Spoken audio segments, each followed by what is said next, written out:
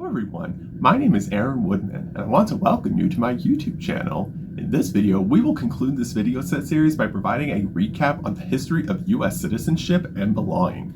Throughout this video set series, we focus on two demographic groups who have faced and continue to face struggles with citizenship and belonging. They are African Americans and immigrants.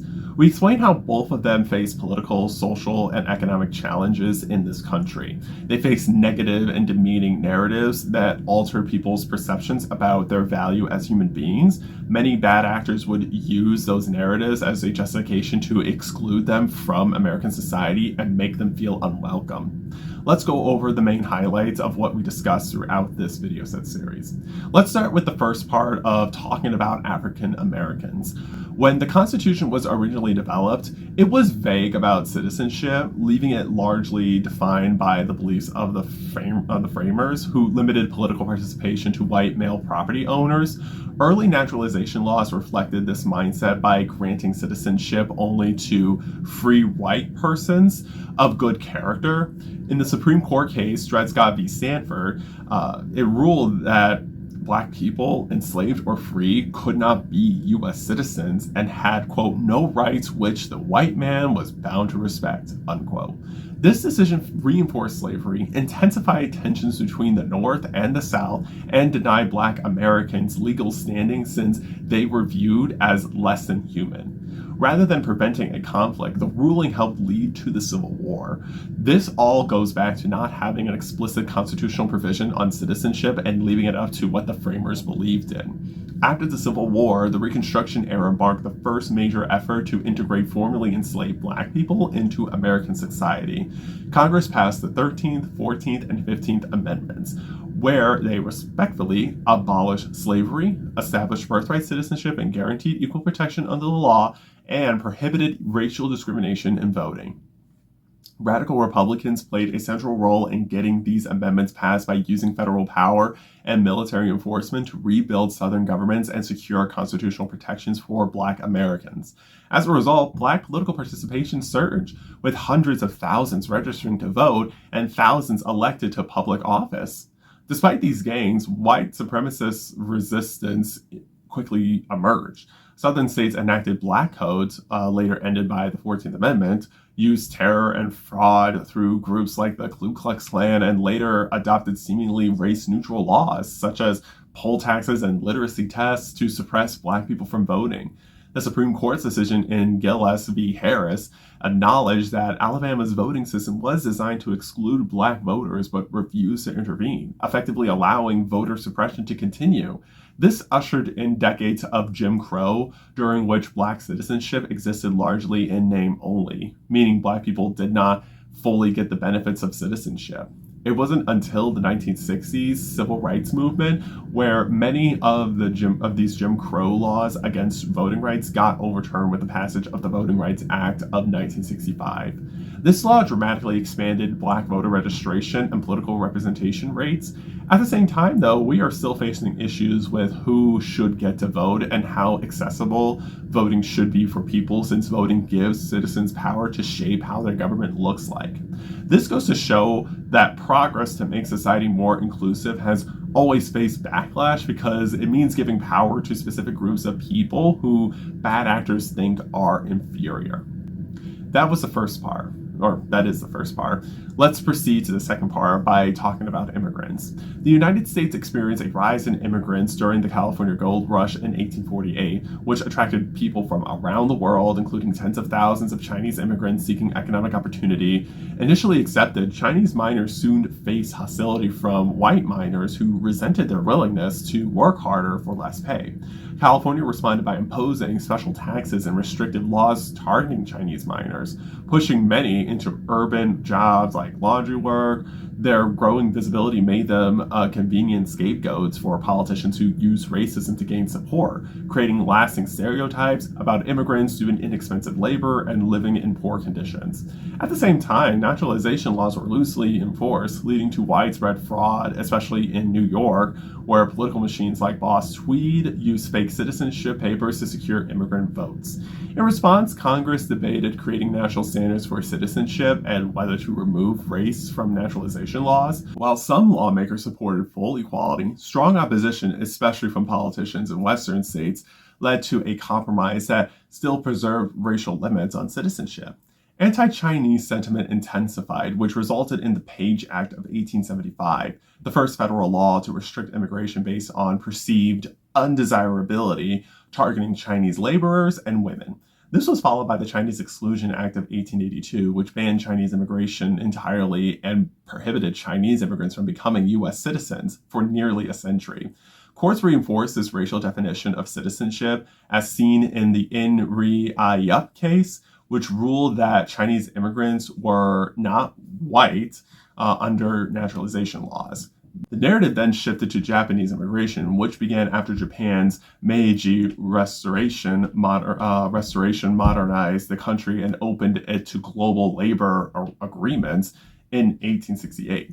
Japanese workers initially filled labor shortages left by Chinese exclusion and were welcomed by farmers for their productivity. However, as Japanese immigrants began saving money and acquiring land, fears grew that they would challenge white economic dominance, which set the stage for future restrictions similar to those faced by Chinese immigrants.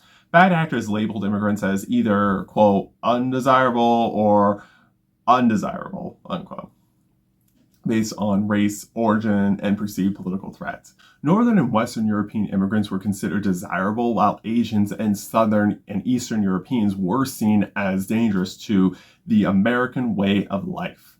Immigration became linked to citizenship and voting, which led to elites arguing that excluding certain immigrants was necessary to protect political power.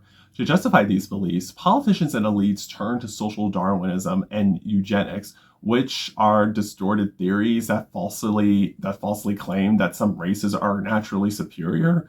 Thinkers like Herbert Spencer misused Darwin's work to argue that success proved biological fitness and superiority, while poverty and exclusion proved inferiority.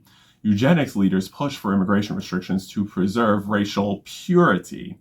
These ideas were not real science, but tools used to legitimize discrimination and exclusion. Remember, immigrants were initially welcomed when their labor benefited the economy, but once bad actors felt that their economic and political power would be threatened by immigrants, the bad actors wanted to figure out how to exclude them and make them not belong. When it came to birthright citizenship, the Supreme Court made a landmark ruling on it in a 1898 case called United States versus Wong Kim Ark. Despite intense anti-Asian racism, the Supreme Court ruled that the 14th Amendment guarantees citizenship to anyone born in the United States, regardless of their parents' nationality or race. The justices recognized that denying citizenship to Wong Kim Ark would also threaten the citizenship of children born to European immigrants. This ruling firmly established just soil citizenship by birthplace as U.S. law. While Wong Kim Ark secured birthright citizenship, it did not end hostility towards non-white immigrants. Lawmakers continue to find other ways to restrict immigration and maintain a white majority nation. There were labor unions reacting to rising immigration, particularly from Asia. While white farmers on the West Coast welcomed Japanese workers as inexpensive replacements for excluded Chinese laborers, organized labor strongly opposed Asian immigration. Influential labor leader Samuel Gompers argued that Asian workers could not assimilate with American culture, would lower wages, and threaten the American standard of living. These views reflected widespread beliefs among union leaders that Asians were fundamentally unfit for union membership or American society. Anti-Asian hostility intensified during the 1900 plague outbreak in San Francisco, which was centered in Chinatown. Although public health measures like quarantine limited deaths, the crisis reinforced racist stereotypes that portray Chinese and Japanese people as carrying diseases and dangerous. Politicians and newspapers used the outbreak to justify segregation and exclusion, ignoring how discriminatory housing laws had forced Chinese residents into overcrowded conditions that made disease more likely. At the same time, labor unrest exploded. Workers in San Francisco organized massive strikes demanding better pay, shorter hours, and overtime. Employers responded by forming the Employers Association, firing workers, hiring strike breakers, and using a police force. Mayor James Phelan, despite being elected with union support and sharing their anti-Asian rhetoric, sided with business interests during the strikes. The resulting violence culminated in the Kearney Street Battle, after which the unions were defeated. Although the strikes economically failed, worker frustration shifted into politics. Abe Rueff, a political operator, helped harness labor anger through the Union Labor Party, promoting Eugene Schmitz as a mayoral candidate. Rueff redirected workers' resentment towards Japanese immigrants, portraying them as future job stealers even when employers had no intention of hiring them. Essentially, when economic anxiety was rising here, immigrants were often scapegoated by bad actors such as Rueff seeking power. This strategy succeeded electorally. Schmitz won the race for mayor. Once in power, Rueff and Schmitz presided over a deeply corrupt administration, selling protection to criminals and extorting businesses. Many workers tolerated the corruption because wages increased, which illustrated how economic gains for people can cause them to excuse some parts of poor leadership from the government. Still, that would not last forever. In an earthquake that occurred in 1906 at San Francisco, it devastated the city. City leaders attempted to use the disaster as an opportunity to eliminate Chinatown and relocate Chinese residents. In response, Chinese community leaders organized legal, economic, and political resistance by hiring lawyers and appealing to business interests, such as emphasizing tourism and how China was an increasingly attractive market for American goods. Their efforts succeeded, and Chinatown was rebuilt, marking an important moment where the Chinese community in San Francisco successfully defended and preserved their culture in the city. For Rueff, there were investigations into his corruption. As they kept intensifying, Rueff sought a distraction by inflaming fears about Japanese immigrants, especially through the 1906 school segregation order, which forced Japanese children out of white schools. Sensationalist newspapers amplified the issue, nearly provoking an international crisis with Japan because they did not appreciate how Japanese people were being treated in the United States. President Theodore Roosevelt, determined to avoid a war with Japan, intervened diplomatically. The result was the Gentleman's Agreement of 1908, which was an informal deal in which Japan stopped issuing passports to Japanese laborers bound for the U.S., while the U.S. allowed Japanese children back into public schools. Although this was intended to reduce Japanese immigration, the agreement contained a loophole that allowed wives and children to immigrate to the United States. This led to the arrival of thousands of picture brides and actually increased the Japanese population, especially through U.S.-born citizen children. Still, growing and anti-Asian sentiment influenced national politics. Political figures like Woodrow Wilson adopted exclusionary views, and James Phelan pushed Asian exclusion into federal policy. These developments laid the groundwork for even stricter immigration restrictions in the years ahead that would keep being shaped by white supremacy, eugenics, and fear. Remember, bad actors wanted to portray immigrants as inferior, undesirable, or dangerous in order to justify exclusion, while exploiting immigrant labor when it was economically convenient for the United States. Beginning in the early 1800s, immigration laws increasingly targeted groups labeled as criminals, the poor, or morally unfit. By the late 19th and early 20th centuries, exclusion expanded beyond Asians to immigrants from Southern and Eastern Europe. Southern Eastern Europe, Muslims, and other considered non-Nordic. Measures such as head taxes, literacy tests, contract labor bans, barred zones, quota systems, and land ownership restrictions were justified using the language of science, patriotism, and national strength, but were rooted in racial hierarchy. There was an issue with figuring out how to classify someone as white, which was connected with who got citizenship in the United States. In the Supreme Court case, Ozawa versus the United States, it defined whiteness based on pseudoscience. But in the United States versus Thin, it defined whiteness based on appearance. It sounds confusing, but it did not matter to the bad actors. What mattered was choosing a definition that best served exclusion. These cases demonstrated that race was not biological, but a social construct manipulated to deny non-white immigrants citizenship. The Johnson-Reed Act of 1924 sharply limited immigration through quotas, which favored Northern Europeans and banned most Asians entirely. Its effects drastically reduced immigration from Italy, Eastern Europe, Mexico, and Jewish communities, reinforcing the idea that only certain groups could belong in America. In this case, it was white people. During World War II, Japan attacked Pearl Harbor.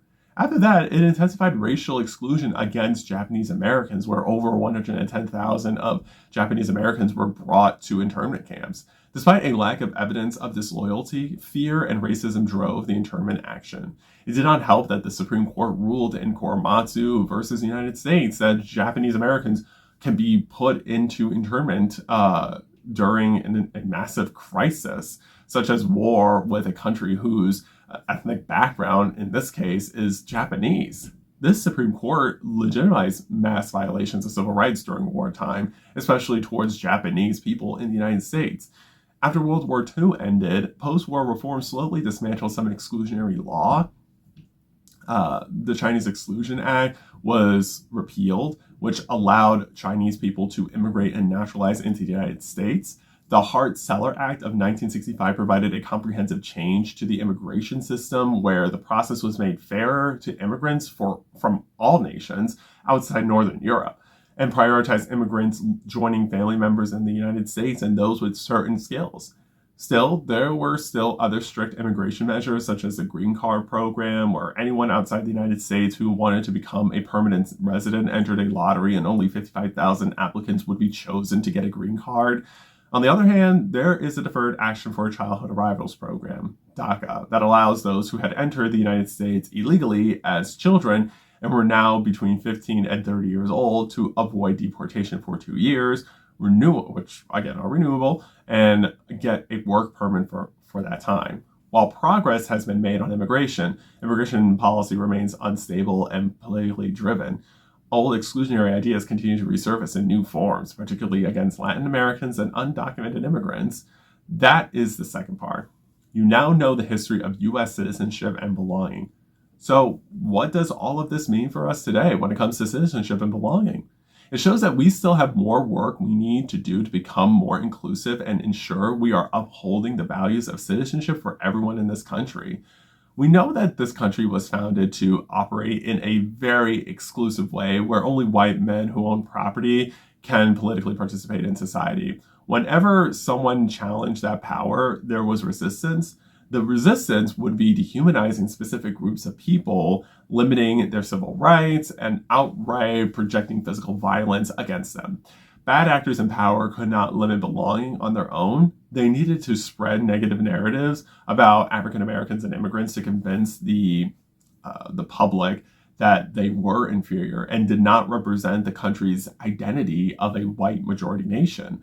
Some people would fall for those narratives, but others would not let those narratives not let those narratives from passing civil rights legislation and immigration reform. But remember, any new legislation does not automatically stop the negative narratives from spreading. In fact, bad actors will keep spreading negative narratives as an attempt to devalue those legislations and try to challenge them to reduce their effectiveness. The way we can truly stop these negative narratives is when we stop believing in them and stop using them to shape our legislative agendas. We can stop these negative narratives when we believe that diversity and inclusion are essential to our nation's identity and embracing people's perspectives. It might feel comfortable to always be closed off and have a community think one way, but if a community operates that way forever, it makes it difficult to evolve and address new challenges that come up. That is the important takeaway I want to leave with you. Imagine what would have happened if we did not work on expanding citizenship to African Americans, immigrants, and any non-white person. We would end up being an exclusive country despite being racially and ethnically diverse. We would let fear prevent us from sharing political power with everyone else in the country. To be civically engaged, we must recognize that our diversity is our strength, and the fact that we have multiple ethnicities, multiple languages spoken, multiple religions, and multiple viewpoints. As citizens, we can and should embrace them because in life, we are not going to always interact with one type of person. We are going to interact with multiple types of people, and they are going to think differently than us. Remember, just because someone thinks differently or looks different does not automatically mean they are horrible people and does not mean they must be excluded. To be good citizens, we need to create a sense of belonging for everyone so that we can all succeed as a society and create positive change together. This concludes the 6th video set series on the history of U.S. citizenship and belonging. Thank you so much for watching this video set series. Please stay tuned to my YouTube channel, where I will be posting another video set that dives into another civic engagement topic. Until then, please like this video, subscribe to my YouTube channel, and turn on the post notifications so you will be notified when I post my next video. I appreciate your support. Remember, you are powerful, you are capable, and you are the change maker our society needs. Thank you so much for watching this video. I will see you soon.